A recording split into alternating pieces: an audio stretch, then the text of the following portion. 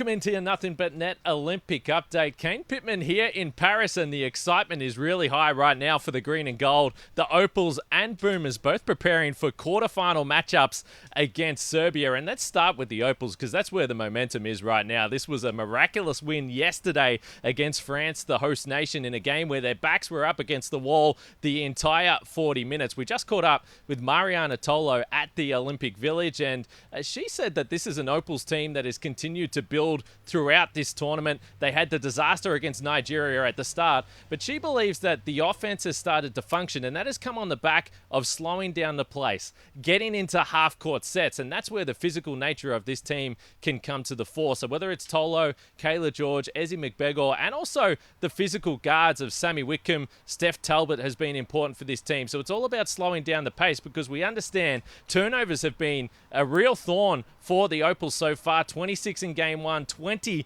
in the second game, albeit a win over Canada. So this is an Opals team that's trying to steady, and they were able to do it under the most pressure, the host nation France picking up a massive win that allowed them to finish second in the group and now prepare for Serbia. But for Tolo, this is somewhat of an emotional tournament. I suggested maybe she's going to be there in LA, but she's not quite sure whether this is the last time she'll have an opportunity to play for the green and gold. And from the knockout games, essentially against Canada, last night the same, an elimination game against France, this is an Opals team with their backs against the wall. And I asked Tolo how that has made her feel leading into such important moments for a team that she loves to play for. Personally, for me, before the game yesterday, we had a moment when the voice was pumping out in the change room, and I was standing there doing my isometrics and thinking this could be my last ever game for Australia. And it was a really emotional moment for me, but I was so proud in that we were there in that moment, and I'm so proud that we're here and get to fight another day and get to have that opportunity again, because it's something so special and I don't want it to end. It kind of has to. So I'll fight for every moment that to do that again. As for the youngsters on this squad, and you think about players like Jade Melbourne or Amy Atwell, Isabel Borlase, players that are working their way through their first Olympic campaign, Tolo said that she's going to continue to tell those players to make the most of it.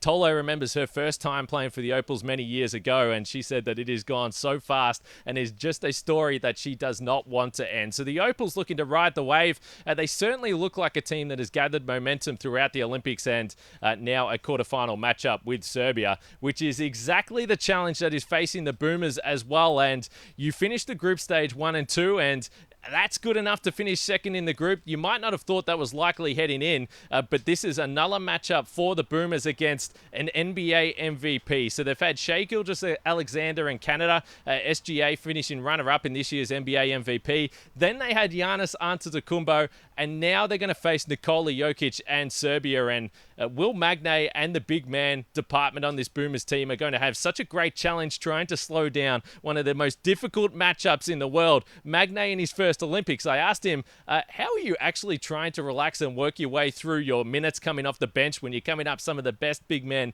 in the world? You know, with this sort of caliber of player, it's, you know, they're the best in the world for a reason, and you're not expected to go out there and stop them. And, you know, there's a reason they're signing $500 million contracts. It's because they're pretty good. So my mentality is just go out and make it as hard as I can for them. You know, hopefully make a play here and there. You try and study their tendencies as much as you can, and you know, but for the most part it's a group effort. It's sort of 5 people trying to guard them at the same time, and how can you help your mate? You know, when I'm not guarding him, how can I help Jack guard him? And that's sort of the mentality that I go out there with. Aside from the big men that are working their way through this tournament for the Boomers, I think there's been a lot of focus on the guards, and the young guards in particular. And you talk about Josh Giddey and Dyson Daniels, both of these players only 21 years old. I asked Will Magnay, what is your reaction and what is your viewpoint of what you've seen from Josh Giddey so far in Lille and now hoping to move forward to Paris? And he said, well, actually, you wouldn't believe that it's his first Olympics. And my mum actually asked the other day how old Josh Giddey was, and I told her that he was 21. And she said, that's funny because I wouldn't believe that you could play at the Olympics when you were 21 years old. So Will Magnay cops it from his mum. But I think overall, this is a Boomers guard division that is taking on a lot of responsibility. Giddey with the keys to this offense, Dyson Daniels with the primary defensive matchups, and head coach Brian Goorjian has told me on several times throughout this was the plan from the World Cup last year to get to this point, to get out of the group stage, get to the knockout rounds, get to Paris, and put yourselves in a position to win a medal. And they understood that if they were going to get to this stage, it was going to be the young stars in this team like Giddey and Daniels that are going to have to carry a lot of the responsibilities. I've caught up with a whole bunch of Boomers over the last few weeks in camp and in Lille, and I asked them all about the progress of Dyson Daniels and just how he's delivered on the defensive end. You can catch that story on espn.com.au, but we're going to get set now for two massive quarterfinals on back-to-back days. On Tuesday, you got the Boomers and Serbia. On Wednesday, you've got the Opals and Serbia. Win these matchups and you give yourself a shot at a medal game. You might need to go through Team USA, but no matter how they got there for the Opals and Boomers, this is the exact position they wanted to be in. Keep it locked on espn.com.au for all the latest news from here in Paris and, of course, on the ESPN social pages.